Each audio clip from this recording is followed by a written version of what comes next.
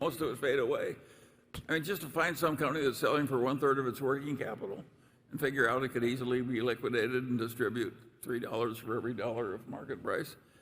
Lots of luck if you can find those in the present markets.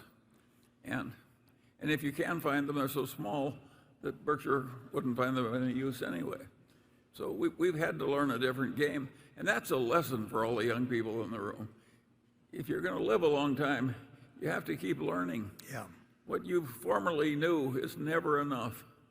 So if you don't learn to constantly revise your earlier conclusions and get better ones, why,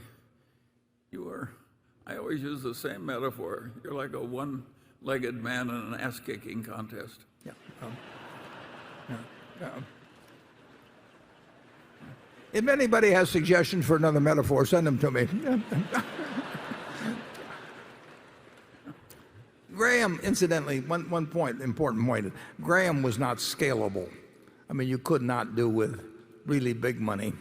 And when I worked for Graham Newman Corp, here he was, the dean of all analysts, and he was an intellect above all others around that time. But the investment fund was $6 million, and he was an intellect above all others around that time. But the investment fund was $6 million, and the partnership that worked in tandem with the investment company also had about $6 million in it. So we had $12 million we were working with. Now you can make adjustments for inflation, but and everything. But it was just a tiny amount. It wasn't really scalable. And the truth is, Graham didn't care because he really wasn't interested in making a lot of money for himself. So it had no reason to want to find something that could go on and become larger and larger. So the utility of Chapter 8 in terms of looking at stocks as a business is of enormous value. The utility of Chapter 20 about a margin of safety is of enormous value. But that's not complicated stuff. Yeah. I finally figured out why the teachers of corporate finance often teach a lot of stuff that's wrong. When I had some eye troubles very early in life, I consulted a very famous eye doctor, and I realized that his place of business was doing a totally obsolete cataract operation. They were still cutting with a knife after better procedures had been invented. And I said, why are you in a great medical school performing absolute obsolete operations? He said, Charlie, it's such a wonderful operation to teach.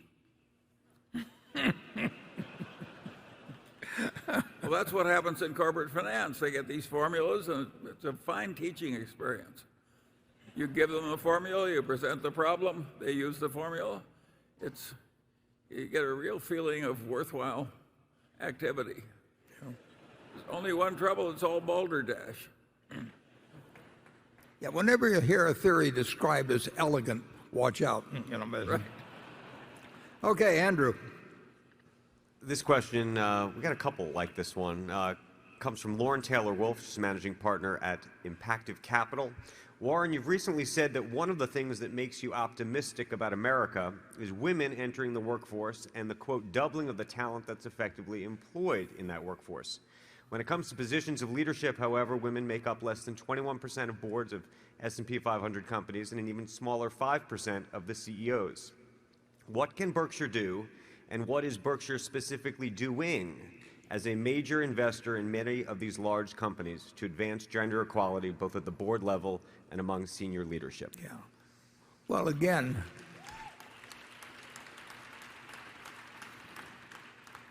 as I've pointed out in the past, one of my sisters is here, and I have two sisters that are absolutely as smart as I am, and they have better personalities, as anybody that knows both of us or all of us can attest. And they didn't remotely have the same opportunities I had. And you have this 1942 or New York Times, and women could be nurses or teachers or retail clerks or stenographers, and that actually worked enormously to my advantage when I was a kid in Omaha in the 30s, because I had way better teachers because they were that was a job open to women. I didn't have a single male teacher in grammar school, and Charlie didn't when he went to Dundee, I don't think either.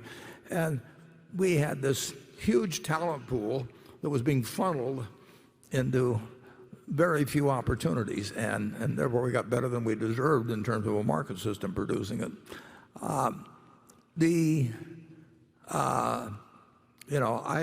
Again, our managers run their companies, but I've probably named, before we made this management change, I probably named only 6 or 7 CEOs in the last 5 or 6 years. We don't change that much, but I would say that half of them that I've named have been women, which is about what should turn out to be the case in terms of ability. Now there is a certain pipeline problem, but that gets cured with time, and you can't use that forever as an excuse. And I feel very good about the decisions we've made for CEOs. I prefer all our CEOs to live forever.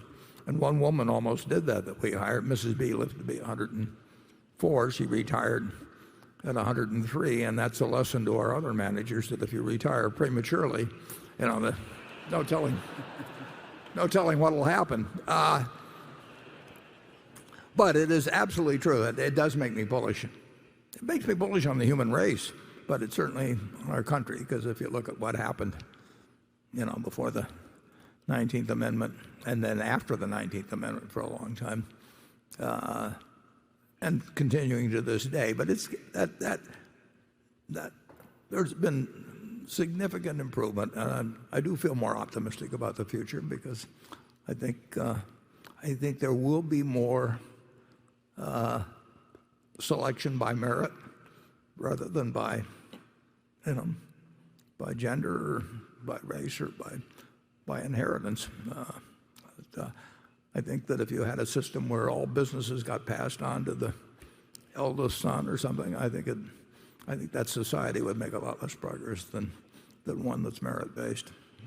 Charlie? Well, we did live in a different age. There's an old saying that the past is a very strange country. People behave quite differently there. And it was just totally different. And it was ridiculous that I cannot remember. I had 1 or 2 male teachers in my high school, but almost none. And the world has really changed. And within Berkshire, I've never seen any overt discrimination anywhere on the grounds of gender. There probably has been some, though. I mean, I'm sure that we have our share of all the peculiarities of human nature. Sure. But have our share of all the peculiarities of human nature. Sure. But generally, everything is always improved. Wouldn't you agree with that? Yeah. And I think it'll keep improving. Okay, Greg? Warren, in this year's annual report, it was noted, much as it is every year, that payments of dividends by the company's insurance subsidiaries are restricted by insurance statutes and other regulations, with Berkshire's insurance operations currently allowed to declare up to $16 billion as ordinary dividends during 2018. My question here is, should we view this annual regulatory threshold for dividends as a benchmark for allowable share repurchases as well? And in the event that Berkshire wanted to buy back more stock than that or pay out even more as dividends, would there be an issue with you using capital from operations that aren't held by the insurance operations to return additional capital, with the side question here being, would the annual cash distribution from BNSF, which is held on National Indemnity's books, be excluded? Yeah, we will obviously follow the rules of the states in which were domiciled, and all the rules, of course, but basically it's the state of domestication in the insurance companies, and they do restrict the amount of dividends in any given year, although you could, if you wanted to, request some additional amount, but we don't ever consider that. And but repurchases, if repurchases were really attractive, we would do it in a very big way. And, I wouldn't rule. There's all kinds of ways that we could arrange things to do either a very large acquisition, which is what I would, or a very large repurchase, which I don't think is probably in the cards, just because of the way our stock trades, not because we wouldn't like it at a large discount. So Charlie and I, we've got the appetite, and we've got a lot of cash, but we could have a lot more cash. We can make any deal of even one of a very large size. We could make anything that came along. We could work out how to get it done. We would have. We're not going to be doing this, but we would have partners who would come in and give us a preferential part of a partnership. That's not going to happen in all probability. But there's a lot of things that we could do. So don't rule out anything based on statutory limitations of distributions from insurance companies. And that we could get special permissions to we can get declare bigger dividends. We are not. You should not assume that we're constrained by the laws of nature to the amount that we can take out under the statutes now. Okay, station 7. Hi, Warren and Charlie. Thank you for everything. I'm David from Kingo Global, an investment manager in Shanghai. I've been here for 8 years. If investment is a sport in the Olympics, you are our champion team. So my question is, facing the fast-growing machine intelligence, how would you see the new competition impact the capital allocation productivity in the future? For Charlie, what is the first principle of capital allocation from general economic interest point of view? Thank you. Well, 2 questions. Machine intelligence. I'm afraid the only intelligence I have is being provided by something that's not a machine. And I don't think I'm going to learn machine intelligence. Yeah, if you ask me how to beat the game of Go with my own intelligence, I couldn't do it. And I think it's too old for me to learn computer science. Generally, I think that the machine intelligence has worked. After all, a machine now can beat the best human player of Go. But I think there's more hype in that field than there is probable achievement. Yeah, so I don't think the world is going to be changed that much by machine intelligence. Some, but not hugely. And what was the other question? Well, one was machine intelligence. I think he was getting at capital allocation. Oh, yeah. Yeah. Well, that's such a general question. Generally speaking, we're always trying to get the best, to get something that's worth buying. And the human mind rejects that if you're in academia, because you could come in and make one declaratory sentence at the opening of the semester and you wouldn't have anything to do for the rest of your time. So people want to find some formula. It's what I call physics envy. These people want the world to be like physics. But the world isn't like physics outside of physics. And that false precision just does nothing but get you in trouble. So I would say you've got to master the general ideas, and you've got to work to improve your judgment slowly, the way all the rest of us had. And I don't think most individuals have much hope of individual gain from machine intelligence. No, I don't.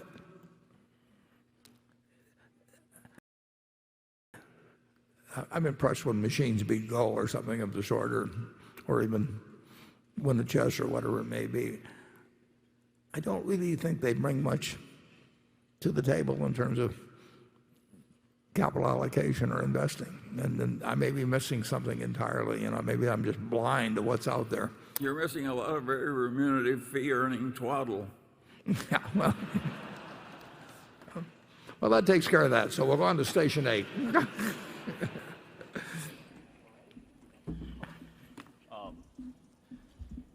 Dear Mr. Buffett and Mr. Munger, thank you very much for hosting the meeting. It's truly been remarkable. Thank you. My name is Yan, and I'm a partner at Tiger Brokers, a leading electronic brokerage firm from China. Let me rephrase that. So, I and my colleagues flew half away from the globe with IT and Fan Talks to be here, and it's honored, just like everyone else in the stadium, we're honored to be here. My question is, you mentioned earlier that investors don't really have to be struggling in picking the right stocks. They would do well in picking probably the right market or the right country. China is the second largest economy and probably has the biggest growth potential. Just by passively weighting a portfolio, by passively evaluating a portfolio, US investors are significantly underweighting China. So in your opinion, what are stopping the investors from investing in China? Thank you. Well, I think the answer is that you're absolutely right, that American investors are missing China, and they're missing it because it's a long way away. It looks different. They're not used to it. It's complicated. The headlines confuse them. In other words, it just looks too hard sitting in Omaha to outsmart the Chinese market. But I think you're absolutely right. It's where they should be looking. Okay. Ken, we've actually had a couple of investments in China. We've done pretty well, but there were, well, if you go back a number of years, prior to Petrochina, in terms of getting a lot of money into something, many billions, and we have to get billions into things to move any kind of a needle. That can be tougher in markets that you're unfamiliar working in, and it's difficult under any circumstances. But accumulating a $6 or $8 or $10 billion position in investments outside the United States can be very difficult. For example, in UK and much of Europe, we have to report when we own 3% of a company. In fact, we can be asked to report if we even have less than 3%. That really gets very tough when we get a bunch of followers and a lot of publicity that probably isn't deserved in terms of what we're doing in the markets and everything. So some of the problems are just by the nature of our size. It would be it'd be a lot easier for running a smaller fund. PetroChina, we managed to get a very big position, but the government owned 90% of it. So we bought 14% of what the government didn't own, but it was still only 1.4% of the company. But Charlie actually keeps pushing me to do more in China, and we've tried a couple of times actually. And there was one operation that we got involved in. Well, you did so poorly the first time. You put in 200,000 and got about $2 billion. So Yeah. Well, wasn't encouraging enough. Okay, station 9. My name is Dr. Sherman Silber. I'm an infertility doctor from St. Louis, and I've been a shareholder and coming to this meeting for 23 years, and I want to thank you very much for making my grandchildren very rich.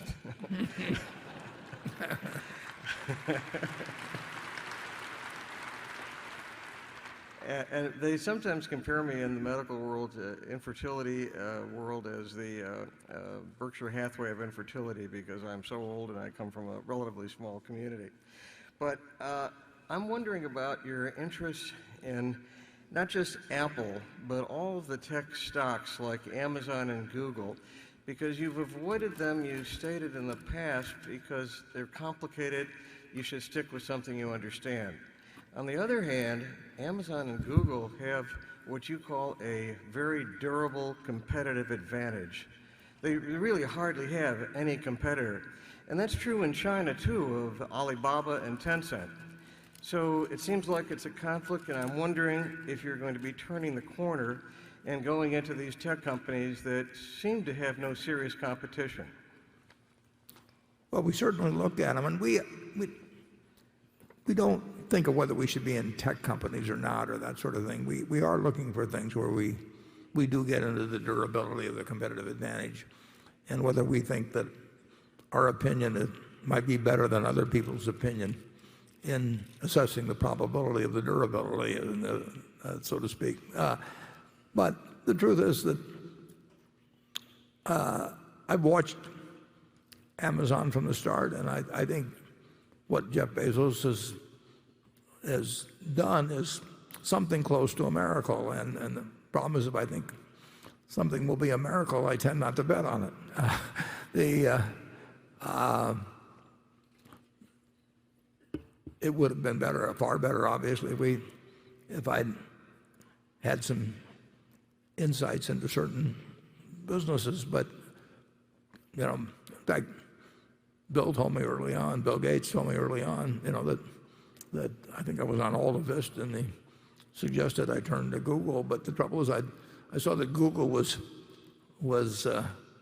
skipping past All the Vist, and then I wondered if anybody could skip past Google. And I saw at Geico that we were paying a lot of money for something that cost them nothing incrementally. So we've looked at it, and I made a mistake in not being able to come to a conclusion where I really felt that at the present prices that the prospects were far better than the prices indicated. And I didn't go into Apple because it was a tech stock in the least. I mean, I went into Apple because I came to certain conclusions about both the intelligence with the capital would be employed, but more important, about the value of an ecosystem and how permanent that ecosystem could be and what the threats were to it and a whole bunch of things. And I don't think that required me to take apart an iPhone or something and figure out what all the components were or anything. It's much more the nature of consumer behavior. And some things strike me as having a lot more permanence than others. But the answer is, I'll miss a lot of things that I don't feel I understand well enough. And there is no penalty in investing if you don't swing a ball that's in the strike zone, as long as you swing at something at some point, and eventually that you find the pitches you like. And that's the way we'll continue to do it. We'll try to stay within our circle of competence, and Charlie and I generally agree on sort of where that circle ends, and what kind of situations where we might have some kind of an edge in our reasoning or our experience or something, that where we might evaluate something differently than other people. But the answer is we're going to miss a lot of things. Charlie? Yeah, we have a wonderful system. If one of us is stupid in some area, so is the other. And of course, we were not ideally located to be high-tech wizards. How many people of our age quickly mastered Google? I've been to Google headquarters. They look to me like it looks like a kindergarten.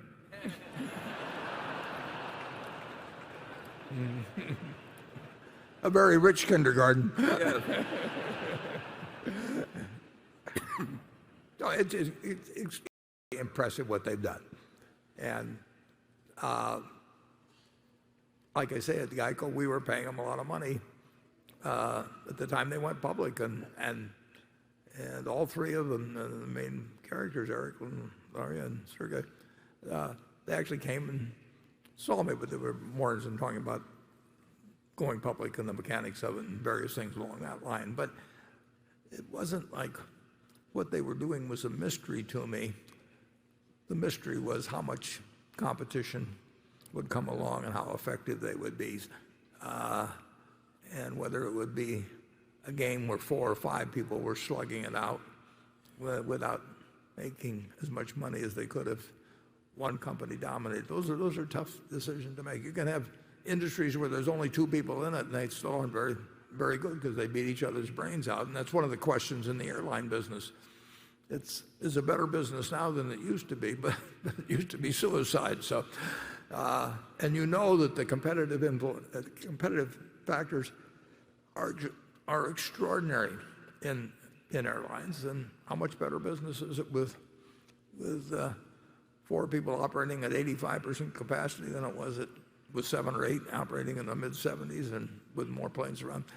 Those are tough decisions, but I made the wrong decision on Google and Amazon. I really consider that a miracle that you could be doing Amazon Web Services and changing retail at the same time without enormous amounts of capital, and do it with the speed and effectiveness of what Amazon has done. I underestimated. I had a very, very, very high opinion of Jeff's ability when I first met him, and I underestimated him. Charlie? Well, my comment would be that the shareholders have one thing to be thankful for. Some of the age-related stupidity at headquarters has been ameliorated by Ted and Todd joining us.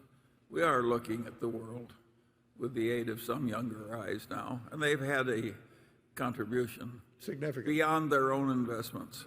And so you're very lucky to have them, you shareholders, because there's a lot of ignorance in the older generation that needs removal.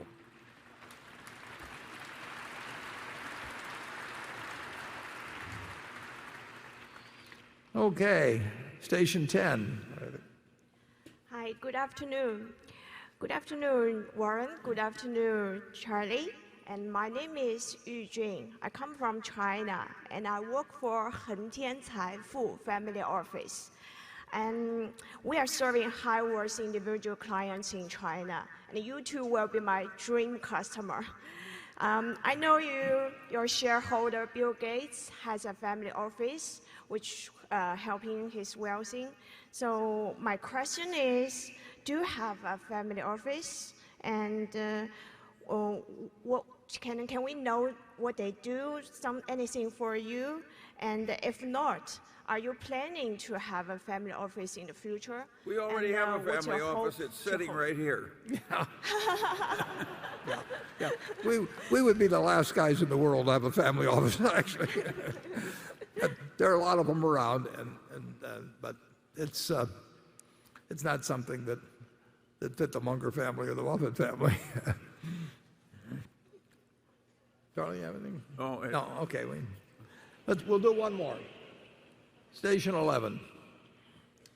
Hi, Warren, Charlie. My name is Adam Mead, Mead Capital Management from Derry, New Hampshire.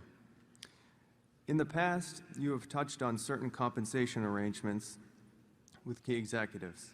Could you please provide some specific examples of compensation arrangements within Berkshire that speak to incentivizing good behavior while not penalizing the manager for size or the relative ease or difficulty of the business or industry? Thank you. Well, that is a very, very good question and a very, very tough question, because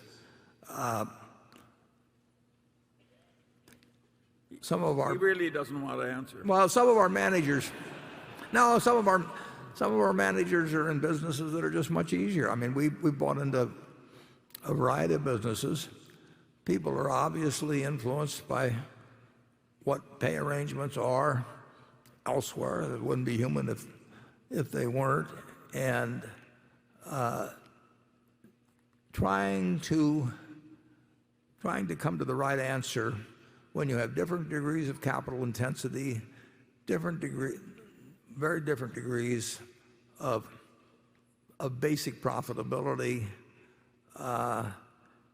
and how much you scale up based on size, because there is an incentive to grow businesses. Usually if businesses get much larger, everybody from the CEO down expects to earn more money for something where they really bring the same amount of intensity and work and ability to it. It is really a tough question. I think that if you engage compensation consultants at public companies, which they all do, they're going to recommend things that cause them to have CEOs recommend them to other companies. It's just you're working against human nature when you have an arrangement like that. I would say that we have obviously kept a very, very, very high percentage of the managers that we hope to have stay with us. In fact, just about 100%.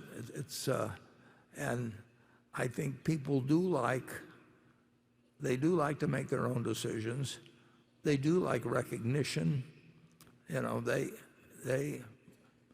most people respond. They like doing a good job, and they like the fact that we understand it, and compensation's part of that, but it's not the whole thing. I wish I could give you some precise formulas, but there aren't any. We really don't, Warren. What? It's an advantage at Berkshire to keep our individual deals private. There would be no advantage to just publishing them all. No, we're not going to do that. No, of course not. So what we're saying, he makes all those decisions personally. He's got every formula in the book, and he keeps them all private. That's our system. Well, we do.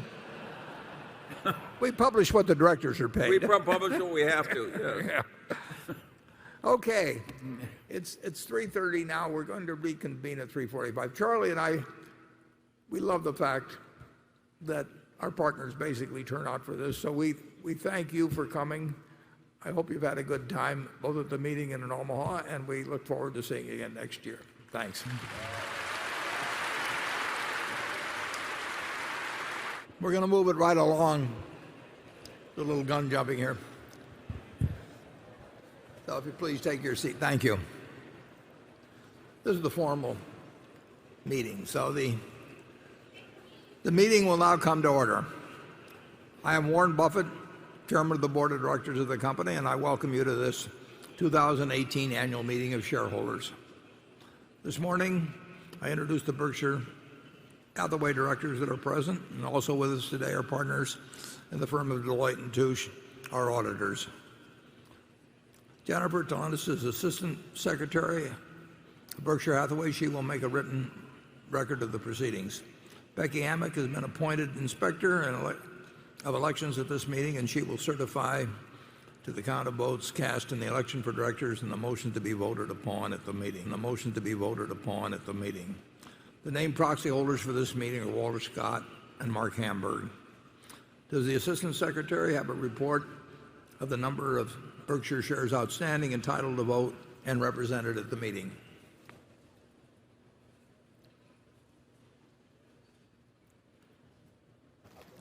This is the important part. Hey, can you sit there? We're building the suspense here. Yes, I do.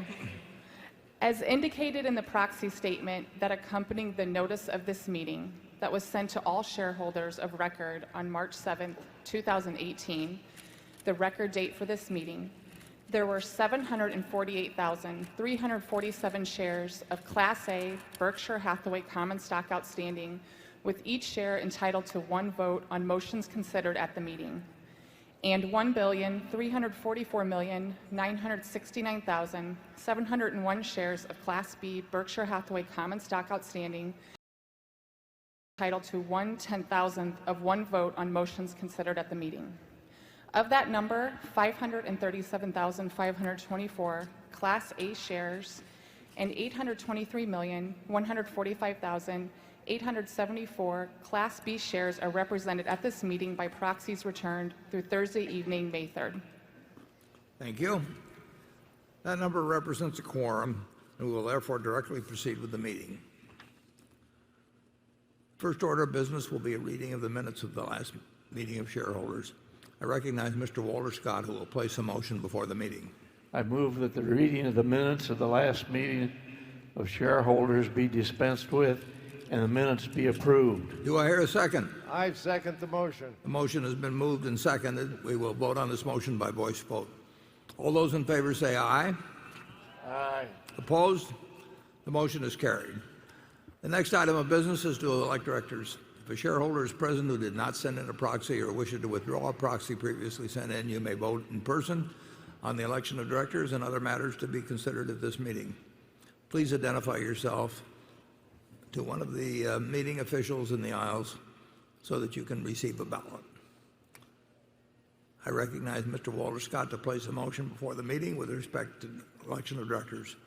I move that Warren Buffett, Charles Munger, Greg Abel, Howard Buffett, Stephen Burke, Susan Decker, William Gates, David Gottesman, Charlotte Guyman, Ajit Jain, Thomas Murphy, Ron Olson, Walter Scott, and Merle Whitmer be elected as directors. Is there a second? I second the motion.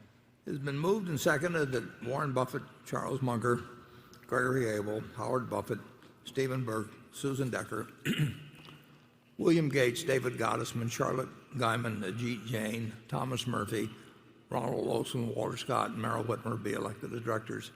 Are there any other nominations or any discussion? The nominations are ready to be acted upon. If there are any shareholders voting in person, they should not now mark their ballots on the election of directors and deliver their ballots to one of the meeting officials in the aisles. Ms. Amick, when you are ready, you may give your report. My report is ready. The ballot of the proxy holders in response to last Thursday evening cast not less than 6 votes for each nominee. That number exceeds a majority of all Class A and Class B shares outstanding. The certification required by law of the precise count of the votes will be given to the Secretary to be placed with the minutes of this meeting. Thank you, Ms. Amick. Warren Buffett, Charles Munger, Greg Abel, Howard Buffett, Steve Burke, Susan Decker, William Gates, David Gottesman, Charlotte Guyman, Ajit Jain, Thomas Murphy, Ronald Olson, Walter Scott, and Merrill Whitner have been elected as directors. The next item of business is a motion put forth by Frida Cathcart on behalf of shareholder Marcia Sage. The motion is set forth in the proxy statement. The motion requests that the company provide a report reviewing the company's policies, actions, plans, and reduction targets related to methane emissions from all operations. The directors have recommended that the shareholders vote against the proposal. I will now recognize Ms. Cathcart to present the motion. To allow all interested shareholders to present their views, I ask that the representative of Baldwin Brothers limit the presentation of the motion to 5 minutes.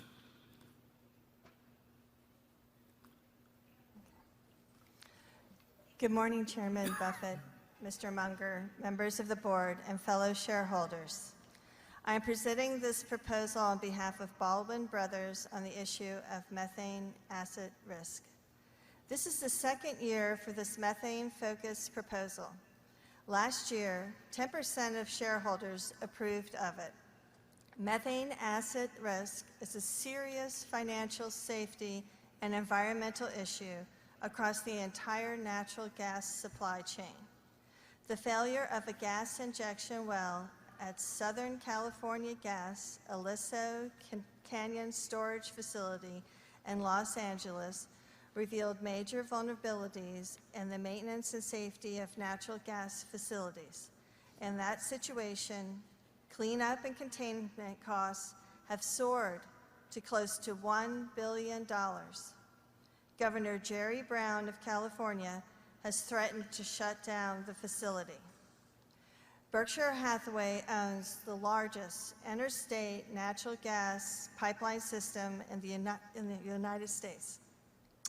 It has natural gas storage, distribution, and transportation facilities that may face similar safety risks through the Northern Natural Gas Company, Kern River Gas, and Mid-American Energy Corporations. On an environmental front, research indicates methane leaks could erase the climate benefits of reducing coal use to meet internationally agreed upon climate change targets. Methane emissions have an impact on global temperature of roughly 84 times that of CO2 over a 20-year period. Berkshire is a voluntary member of the EPA's Methane Challenge and One Future Emissions Intensity Commitment Framework, and should be applauded for reducing its leakage rates to below the 1% target along its value chain. Since this framework is a cost-effective versus prescriptive approach, shareholders would like to understand if this cost-effective approach employed at Berkshire is sufficient maintenance and enhanced disclosure should help mitigate the potential for these financial and regulatory risks. In closing, we think it prudent that Berkshire Hathaway issue a report reviewing and disclosing the company's specific best practices, policies, and safety standards for methane assets and required upgrade costs to facilities to mitigate potential business risks. The report would make it easier for investors, customers, and regulators to understand Berkshire's overall approach to managing methane emissions and risks. Thank you for your consideration. Ms. Cathcart, could you help me out? Are there some other people there to speak? I can't quite see from here. No, there are no other shareholders who wish to speak on this issue. There's nobody behind me to speak. Did you get that, Charlie? No? Greg, could we put up slide 1, and then if somebody will give Greg a microphone, I'd be helpful. He could elaborate some on this chart and what else we're doing. Thanks, Warren, and appreciate the comments there. What we've prepared here is in response to the proposal. It demonstrates the One Future Initiative goal as it was highlighted. They'd like to see our pipelines operating by 2025 at a 1% throughput, or a loss of throughput at 1%. I'm happy to report, as the slide shows, that in 2017, our throughput loss was 0.046%, 20 times better than the request in 2025. Thank you. It's a great compliment to our operating team, obviously. They take the issue, as it's been highlighted, very seriously. I would also add, as it was noted, we're part of the EPA program where we report on a voluntary basis. Our practices are disclosed and reviewed by the EPA and additionally added on our website. Accordingly, I strongly feel we're getting the results in disclosing the appropriate information. Thank you. Yeah, and thanks, Greg. And Ms. Cathcart, we are on the same we're on the same side you are on this, basically. We just are not. We're not looking for ways to conduct more studies and prepare reports that may cost us money and generate more reports and all of that. But I can tell you two things. This is something that is reported to the board of directors of Berkshire Hathaway Energy quarterly, and I'm on that board, and we believe in achieving the same ends, and we think Berkshire Hathaway Energy is both sensitive and effective, sensitive to and effective in reducing methane emissions. So if I think we're now ready, the motion is now ready to be acted upon. If there are any shareholders voting in person, they should now mark their ballots on the motion and deliver their ballot to one of the meeting officials in the aisles. Ms. Amick, when you're ready, you may give your report. My report is ready. The ballot of the proxy holders in response to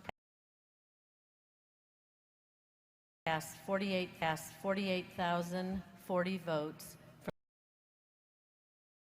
1,640 votes against the motion. As exceeds a majority of the number of votes of all Class A and Class B cast on the matter, as well as all votes outstanding, the motion has failed. Certification required by Delaware law of the precise count of the votes will be given to the Secretary to be placed with the minutes of this meeting. Thank you, Ms. Amick. The proposal fails. The next item of business is a motion put forth by shareholder Frida Cathcart. The motion is set forth in the proxy statement. The motion requests that Berkshire adopt a policy to encourage more Berkshire subsidiary companies to issue annual sustainability reports. I will now recognize Frida Cathcart to present the motion, and to all interested shareholders to present their views, I ask her to limit her remarks to 5 minutes. You have the floor, Ms. Cathcart. Thank you so much. It is a privilege to be here, and a privilege I can give thanks to my grandfather, James Cathcart, who started out in the mailroom of Gen Re and worked himself up through the company to become the chair of Gen Re. During that time, he accumulated a lot of Gen Re stock, which he bestowed generously upon his family.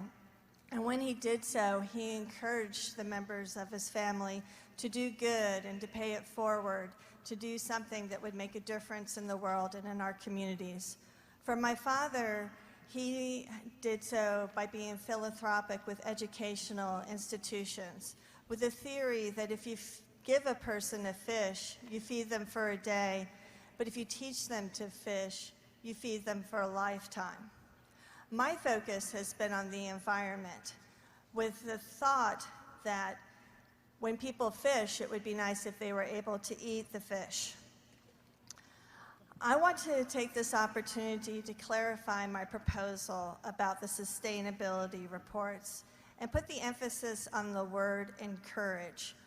It is evident that Berkshire Hathaway's management of allowing the subsidiaries to work without getting mandates from you is being very successful, and I wouldn't recommend changing it. You're doing a great job. Please keep it up. But I do think that there's something to be said to encourage them and support them in many ways you already are. There is a high level of interest from investors and the public in corporate social responsibility. 1/5 of investments are based on socially responsible investment strategies. And back in 2012, I found an article by Planet Earth Herald where they wrote, "When Warren Buffett talks, people listen. He is now talking about the environment.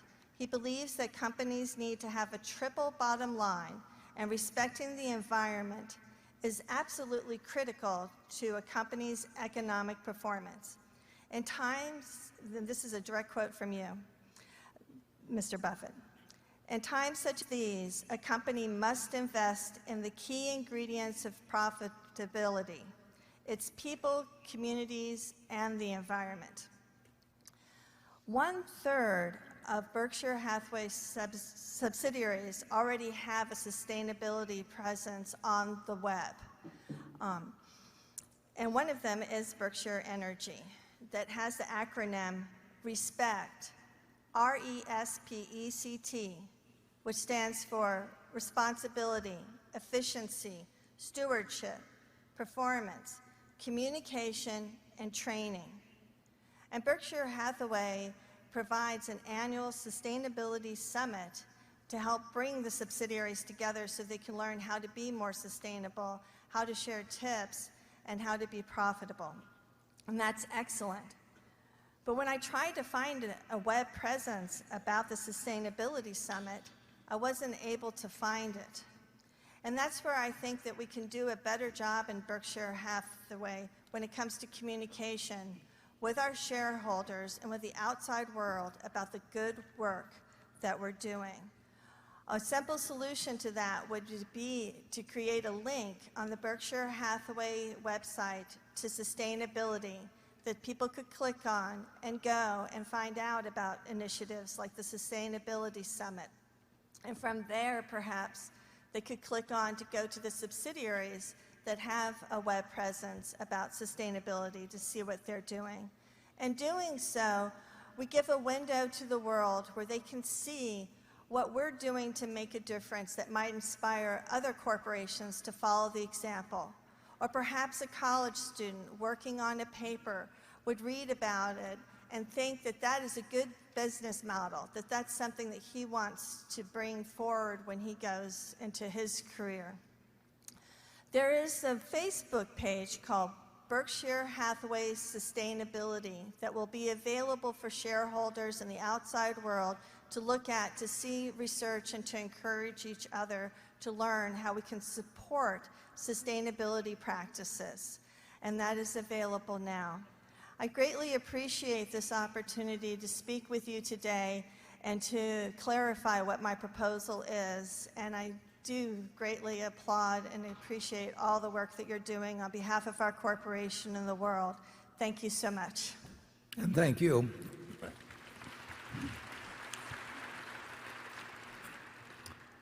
Many of the managers, a great many of the managers of Berkshire are here and are listening to you.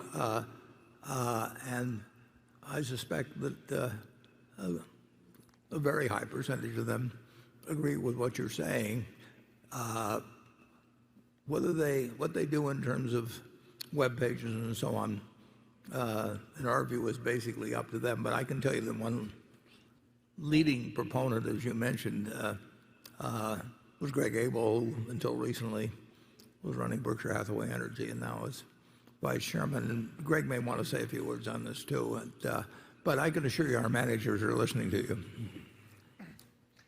Thanks, Warren. Yeah, we do everything that was touched on. I'll just maybe add a few points for our shareholders. Obviously, sustainability is a priority for Berkshire and each of our operating subsidiaries. It was highlighted that a number of them have sustainability reports, but I would go beyond that. If you go to our various companies' websites, you'll see specific actions they're taking relative to sustainability. So it may not be summarized in a specific report, but that type of information is available. I can also add that when you think of the Berkshire Hathaway Energy Corporation, we're trying to lead by example with support from Warren, Charlie, Walter Scott. I'm happy to report, if you look at where our energy production is right now at the end of 2017, 50% of our energy that is produced and consumed by our customers comes from renewable energy. That's something we're strongly communicating across the U.S. and globally as an example of what can be done in our industry. And I'm happy to report by the end of 2021, 100% of the energy utilized by our customers can be met through renewable energy in Iowa. So I understand the concept of sustainability. We're working across our organizations to share best practices, but as Warren highlighted, it really resides in each of our companies. But it will be encouraged, and you'll continue to see great results. Thank you. Thank you.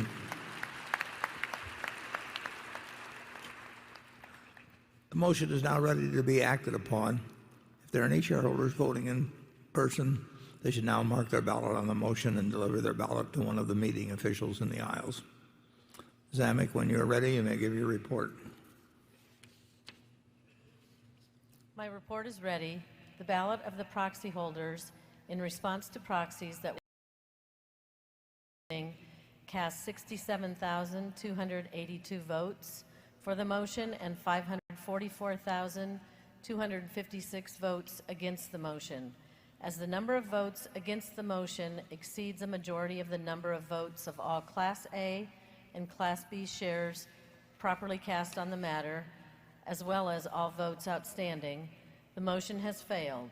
The certification required by Delaware law of the precise count of the votes will be given to the Secretary to be placed with the minutes of this meeting.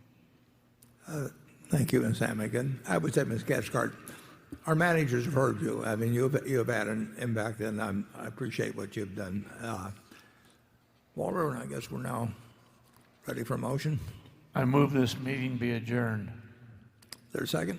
I second the motion. A motion to adjourn has been made and seconded. We will vote by voice. Is there any discussion?